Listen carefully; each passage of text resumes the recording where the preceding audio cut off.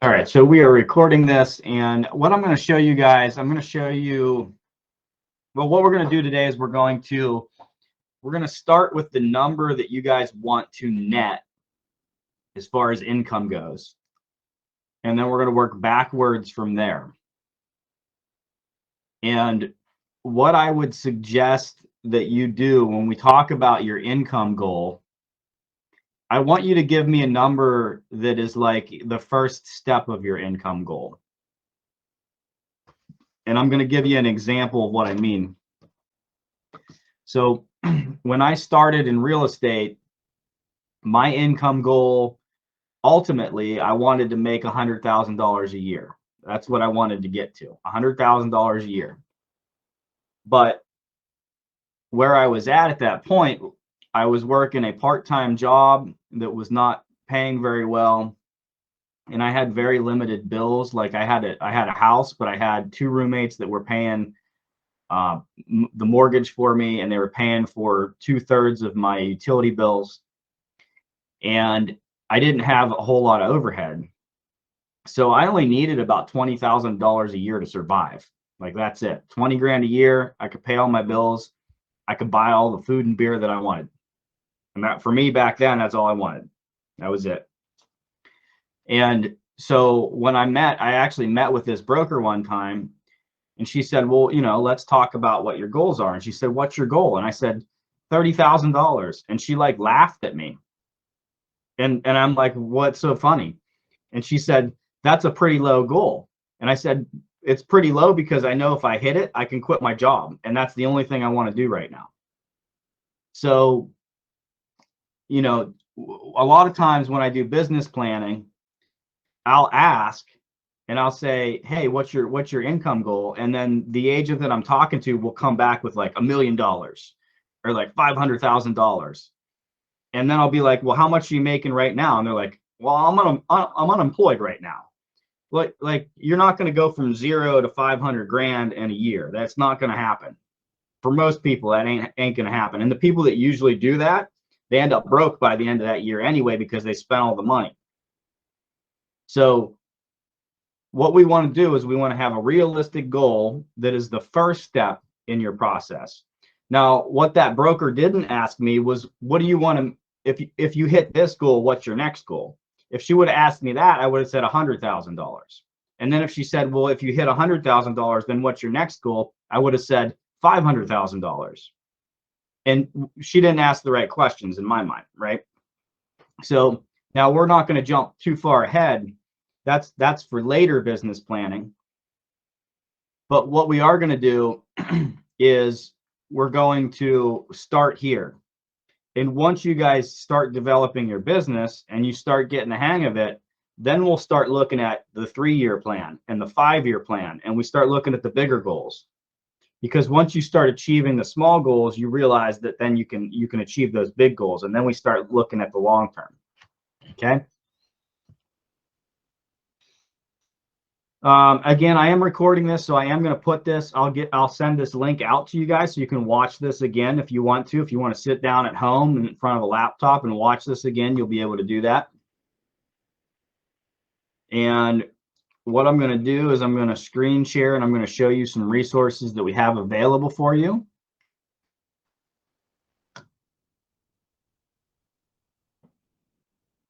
So when you guys log into your email account, if you just go to gmail.com and then you log into your DustinNulfTeam.com email address, it's going to look like something like this.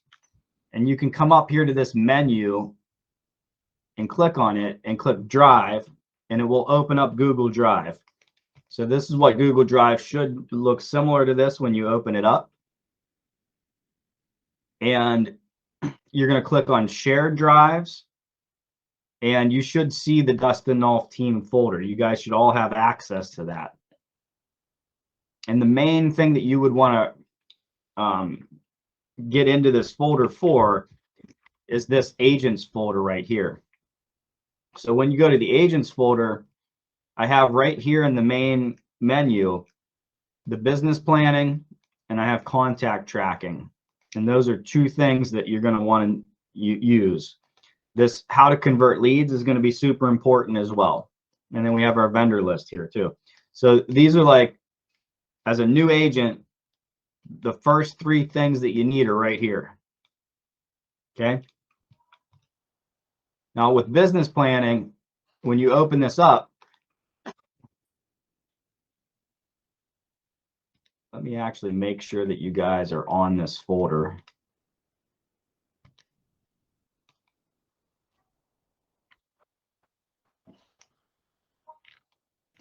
Is that the link that you sent me?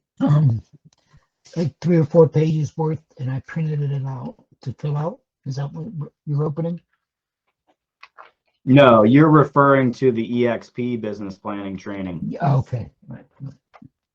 This is something that I created. Okay. And it's just a really like dumbed down version of that, but it's a little bit more specific. So when you open this, this is what it looks like. You guys will not be able to edit this unless you create a copy of it. So if you want to come in here and create your own business plan, you come in here and hit File, make a copy, and name it something else. So Matt, you're going to be my guinea pig tonight. So this is going to be your business plan. And it's going to be for 2023.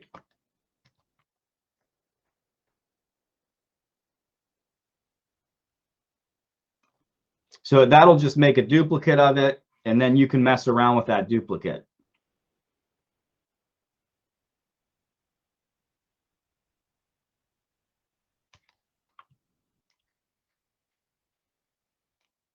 And the way that I have this set up, you guys can go in here and you can edit everything in the yellow highlighted section right here. And as you change these numbers, the results are going to change down here. Okay. So we're going to start at the top and we're going to edit this for Matt. And I'm going to leave, some of these numbers are going to stay the same and I'll explain why. But we're going to fill this out so we can get a business plan rolling for Matt. So every agent on our team that is new to the business comes on at a 50-50 split. So what is your take? So your take is 50%. We move up, the more volume you do, the higher up you move in your split though. So remember, if you move up and you get a bigger split, this is your side of the take. It's not the team side. It's not EXP's side of the take. So it's what you take. So if you're on a 60-40 split, you'd put 60% in here because you take 60%. Our average commission is 3% roughly. So we're going to leave that the same. Our average sale price. Now, if you know what your average sale price is and it's different than the market average, you should have your average sale price in here. If you don't do a lot of business or you don't know what your average sale price is, we would use the market average sale price. So the average sale price in Allegheny County is around $275,000. So we're going to put that in there.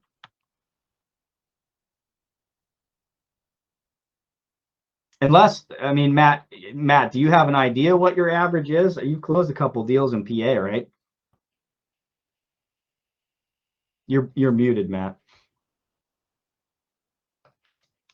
Yeah, well, let's see. The lowest was it went from 189, the highest was 334. And then I'd say that would be about right, 275. Okay, the good. ones, yeah, they're over 200. And then the lowest was 189, highest was 334. Okay, so we'll leave 275 in there. Now these conversion rates, These are going to vary based on your skills and the market conditions. So the conversion rate from contract to close, that's if you put a deal under contract, what are the chances it's going to make it to the closing table? Well, In the market that we're in right now, 75% is a realistic number for this. If the market gets bad, it could go as low as 40%. So back when I started in 2009 and 10, when I first started closing deals, about 60% of my deals fell through. well, Justin, out of all the deals I've ever done in my entire life, I think I only had one fall through out of, I don't know how many, but yeah, I've had a really high success rate. Well, that's all well and good, but if you're doing like a large amount of numbers, you should have more of a market success rate than, there's stuff that we can do to have a higher success rate, but usually we're not going to have like an extremely higher success rate compared to market conditions. Okay. So we're going to leave that at 75%. Now, in a seller's market, it might be 90% because everything's peachy keen and everybody's just moving quick towards the closing table. In a buyer's market, it could be 40% or 50%. The conversion rate, so another conversion rate as part of the deal pipeline is the conversion rate from presentation to contract. So when we say presentation, we're talking about you having an appointment with a buyer or seller. So if you have a presentation, you should have at least a 50% chance of getting a contract signed.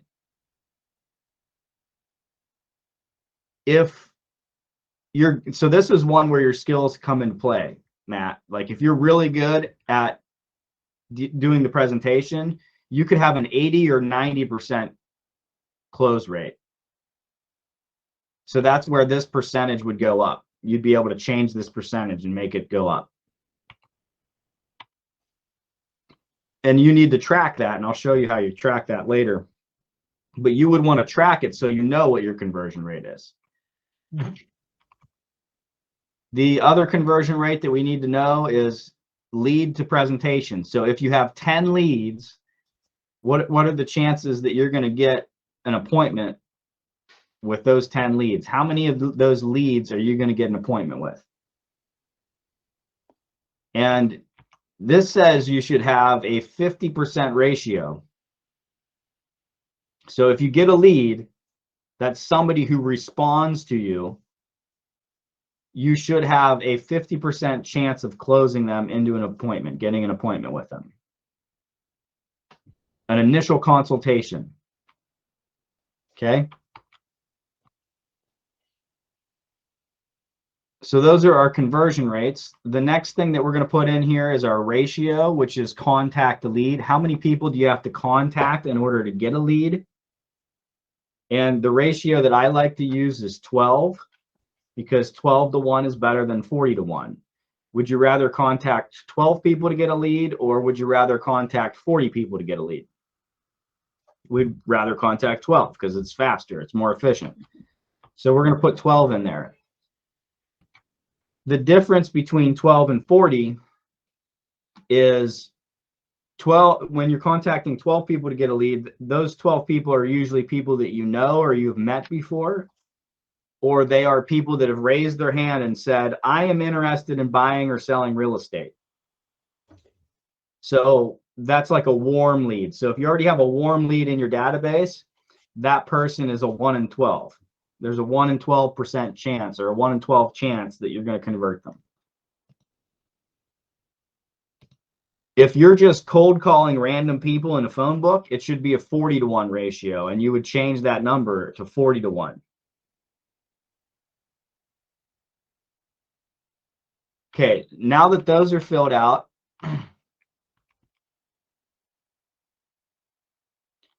oh, and I forgot to mention, this conversion rate too can change based on your skills as well. If you're really good at pre-qualifying people, you actually might have a lower conversion rate here.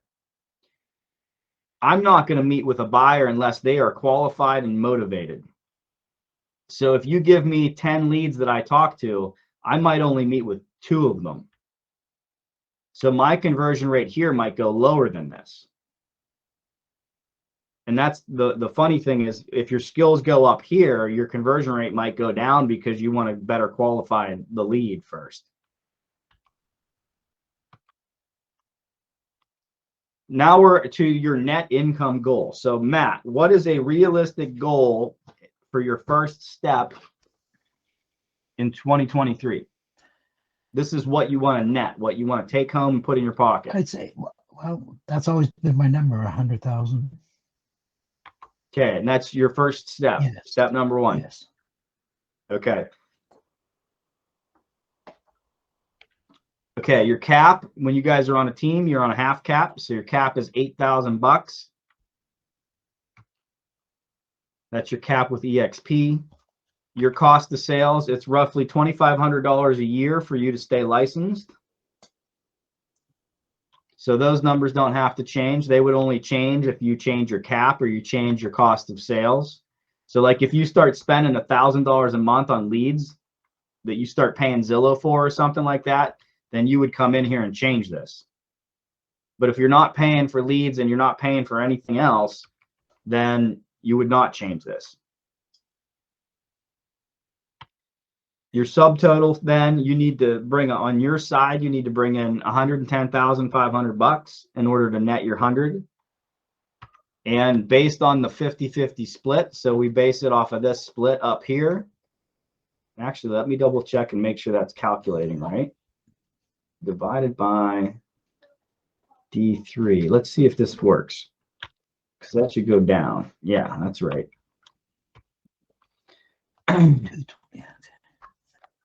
So your gross commission income then would have to be $221,000. If you brought in $221,000, then you will net $100,000. Now this auto calculates. So the volume needed is calculated by taking this number and dividing it by our average commission of 3%. So the volume that you'd need to close in order to walk away with 100 grand is 7.36 million. Now we take that average sale price and we divide that into your volume, and we get a total number of closed units of 27. 27. Does that sound like a lot? Yes. But if the average sale price is 275, but if you can do up that average sale price, you know, that makes it a lot easier. So that's what I'm shooting for, a higher sales price. Yep. Yeah. And that, you know, if you come in and you change this, it's going to change this number ultimately. Right.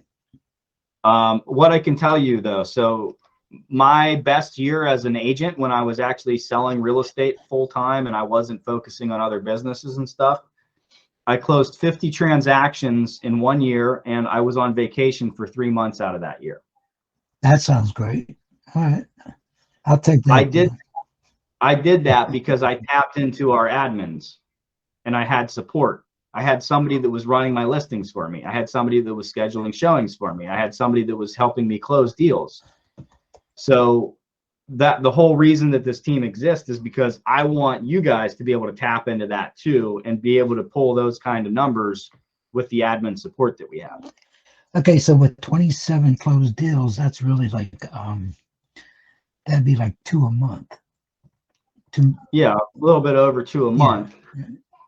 And for an experienced agent that's focusing on their numbers with admin support like you guys got, this is a part-time job. That's a part-time job right there. Okay. Now, do I expect you to learn how to do it in a year? No, it might take you 2 or 3 years to get to the point where you think 27 deals is a part-time job. But if you put the time in and learn the skills, it can be a part-time job to make 100 grand. So now we start working into our conversion rates. Contract to close is 75%. So you would need to put 36 houses under contract in order to close 27. So that's your worst case scenario number. If you put 36 under contract, 27 are going to make it to the closing table. So 9 would fall through. And that's possible. It's possible that you close, you only have 2 or 3 fall throughs, which is fine. If you have better numbers, then you walk away with more money.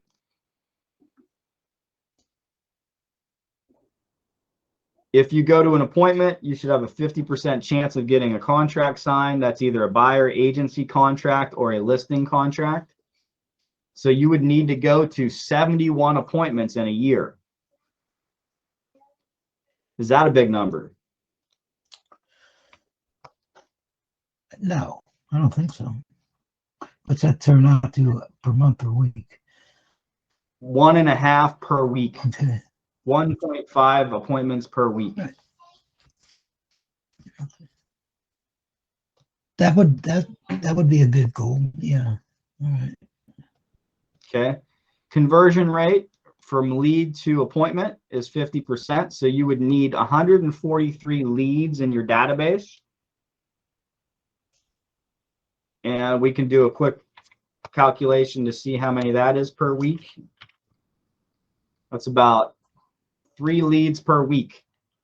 Okay. 3 leads per week. That's it. Contracts to close, or contacts to leads. Sorry, contacts. You need 12 contacts every lead, so we multiply that by that, and we have to make 1,714 contacts. We need to talk to 1,714 people to get that many leads, to have 143 leads in our database. Now, the good thing is when you guys join the team, you're going to get leads from me. You're going to get leads from the team. And what that means is we already contacted. Every time you get a lead, it's like we already contacted 40 people for you because you got a lead. You got one random person that we've never met before has reached out to us and said, I want information on buying or selling a house. So it's like we already contacted 40 people for you. So we help you with this process here. Now, this looks like a big number. This 1,714 looks like a big number, but we're going to back it out now. So in 12 months, that's 143 contacts in 1 month, per month. Okay. If you divide that by 4 weeks in a month, that's 36 connections per week. There's 5 work days in every week. That means you'd have to make 7 connections per work day. And if we assume that you can make 5 connections per hour, that means you only have to focus on working on your concentrated activity for 1.5 hours a day. So if you want to make, this is where it's simplified. If you want to make a net $100,000, you need to do focused work for 1.5 hours a day, 5 days a week. Is that super complicated? No. No. And it's not a lot of time either. No. And the biggest obstacle that every agent has in doing this is that they don't want to do it, right? They don't want to concentrate on calling people that they don't know.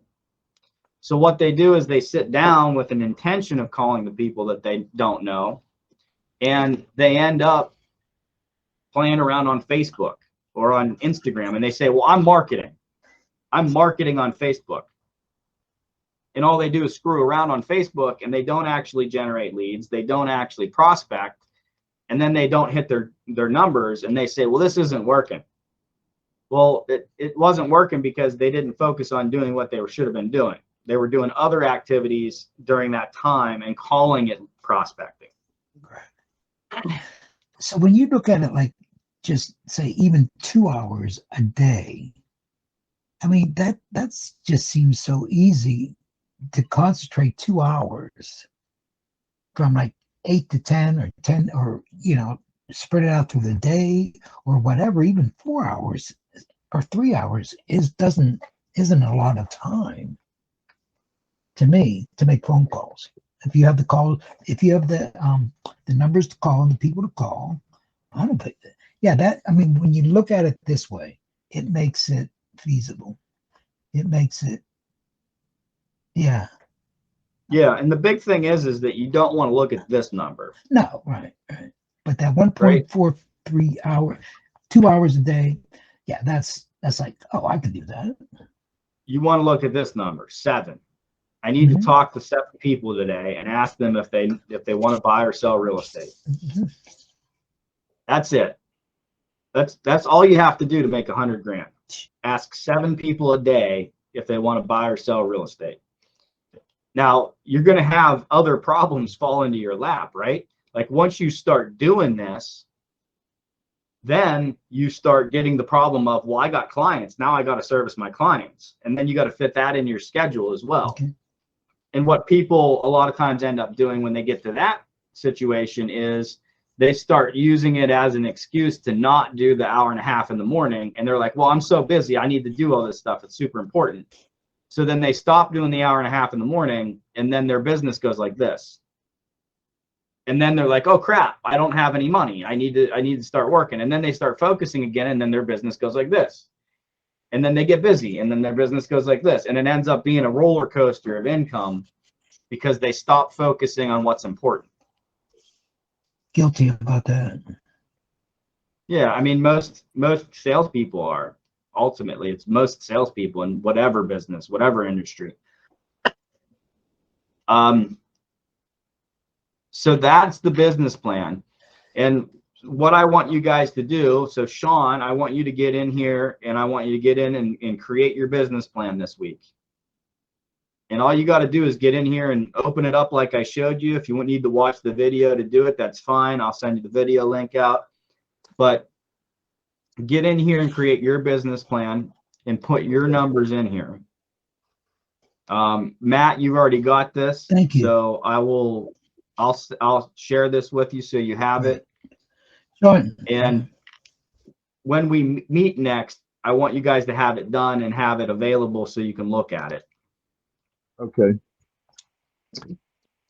Now, the other thing I'm going to show you today as part of this is how do you know how well you're doing if you're not tracking it? Okay. So you want to track it. And a good thing to do would be to print this tracking sheet out.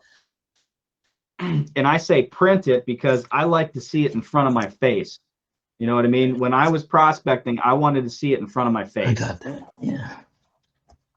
So if you come in here and you just select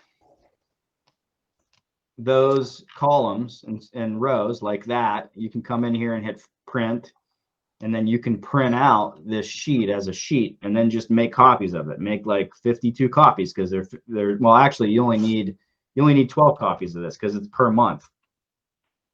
So up here you write in the month, and then you've got the weeks here. So if the month started on Wednesday, you're going to start your counts off on Wednesday. And you're going to keep a tally in here of whatever it is that you're doing. So if you make a connection, you called or texted or emailed a lead or a potential lead, and they responded to you, that counts as a connection. If you called or texted them and they didn't respond to you, that does not count as a connection. You cannot count that. It's a response. So when they respond to you, you keep a tally there and you mark that tally. If you know that it should be 7 a day and that's your goal, then you don't stop until you have at least 7. Okay? Appointments taken. Then you're going to track from there how many appointments did you take that day. And when we say appointments taken, that means you showed up for the appointment and your potential client showed up for the appointment. If you scheduled an appointment and they didn't show up, that doesn't count as an appointment taken. If you scheduled an appointment for a week out, that doesn't count as appointment until it happens. It has to happen. So you actually went to the appointment and finished the appointment. Then you would keep that tally. That would be a check mark on here, one check or one tally. If you wrote a contract, that means that you got a listing signed or you got a buyer agency agreement signed. That does not mean that you wrote a sales agreement. Okay, that's a difference, right? So this is another reason why our conversion rate from contract to close is lower than you might think it is, because we're talking about listing contracts and buyer agency contracts. We're not talking about sales agreements. So if you got a contract written, that means executed. You signed it and your client signed it, and they signed all the paperwork that needs to go with it. Then you check one tally on there. If they verbally said they're going to sign it and you send it to them and they haven't signed it yet, it doesn't count. You don't mark that as a contract signed. And closings, you showed up to the closing, everybody signed at the closing table, and the money was distributed and the property changed hands. That's a closing. You mark that as a closing. If you track this every day for 12 months, what you end up having is down at the bottom here, you can total it out and you can figure out what your ratios are, what your percentages are. And then once you know, so if you do this for 3 months, it'll give you a better idea of where your business is. If you do it for a whole year, you got a really good idea of what your conversion rates look like. And you might go in and find that, you know, I'm really good at this presentation to contract. When I met with somebody, there was an 80 to 90% chance that they were signing a contract with me every time. So if you go in and change that, what would it look like if you went to 90%? Well, all of these numbers down here just got lower. You'd only have to connect with 4 people a day. That's almost half.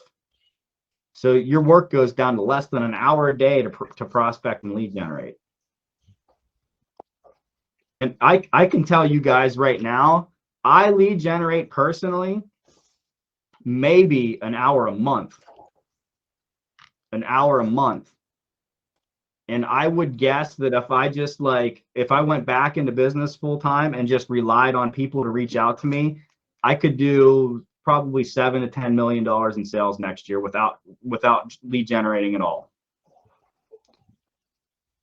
You want to get there, right? You start out by having to do the hard work. And once you've been in this business for 3 to 5 years, then the work gets easier because the people start coming to you. You don't have to go to them, they come to you. That's where you want to get.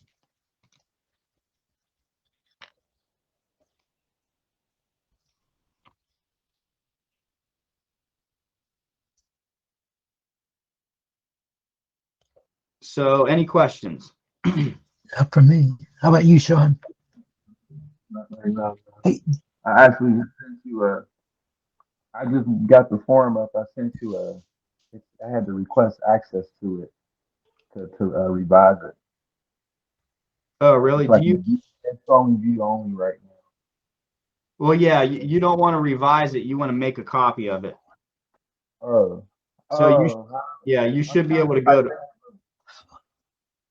It's not letting me put nothing in there. No, just go File. Whatever you have pulled up right now, go to File and then click Make Copy. Make a copy. Okay. And then you'll be able to edit the copy. You won't be able to edit the original. Gotcha. Okay. All right. So one last thing I want to leave you with. There's a guy in the Pittsburgh market. His name's John Adair. And I always tell his story to new agents because I want you to hear what his business looks like. He's been in the real estate industry for maybe 17, 18 years now, I think. And what his prospecting looks like every day, he sits down, he has about, I think it's 600 people in his database. So he's been in the business long enough. He's got past clients and he's got friends and family in his database. And he's got about 600 people. And what he does is every day he calls 5 of them and he just runs through a list. He'll call 5 of them. He says he doesn't start calling until 9 a.m. And I asked him why. And he said, because I know they're probably just getting to work and they're going to ignore my phone call. And I said, well, why is that? Why do you want them to ignore your phone call? And he said, because if I get them on the phone, they're going to talk to me for like 15 or 20 minutes, and that's not efficient. And I laughed. He said, it works, trust me. So then he calls them, and when they don't pick up, he leaves them a voicemail, and he says, hey, it's John Adair, just checking in with you on my quarterly call. As you know, I'm calling for referrals because I need your referrals in order to sustain my business. So if you could help me, you run into anybody who's looking to buy, sell, or invest in real estate, please give me a call and let me know who they are and let me know that I can reach out to them. Thanks a lot. Talk to you soon. That's it. That's his voicemail. If he actually gets them on the phone, he bullshits with them for 15 minutes. And then he asks them for business, asks them for referrals. He said like 99% of the time, they don't have any referrals and they just say they don't know of anybody. And I say, that's fine. And when he's done making the calls, he has thank you cards that he sends out where it says, sorry I missed you, or great talking to you today, or whatever. And he puts his business card in there. And then he mails them those cards.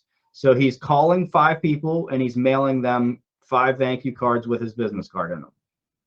He does that every day, 5 days a week. If he's going on vacation, he doubles up on it so he can take the week off and he still meets his numbers. That dude, when I met him and he told me that, he had closed $20 million in real estate the previous year. Just him. His wife helps him part-time and does some admin work for him. He closed 100 deals with part-time help from his wife. If you guys closed $20 million in real estate, you would net over $300,000. You would net over 300 grand from that. And all he did was reach out to 5 people a day. So these numbers are real. Like, these work. And we're telling you that you got to reach out to 7 people. You have to talk to 7 people to get to 100,000. Well, John Adair proves that you don't even have to talk to 7 people to get to 300,000. You only have to reach out to 5. You got to leave them voicemails. So what is there to learn from his story? Consistency. He does it every day, 5 days a week. If he's going on vacation, he does extra so he can go on vacation and still hit his numbers. He goes through 600 people. He's got a database of 600 people. It takes him about 6 months to go through 600 people, and then he starts over again. So they're each hearing from him only twice a year. Not bad, huh? Not at all. No.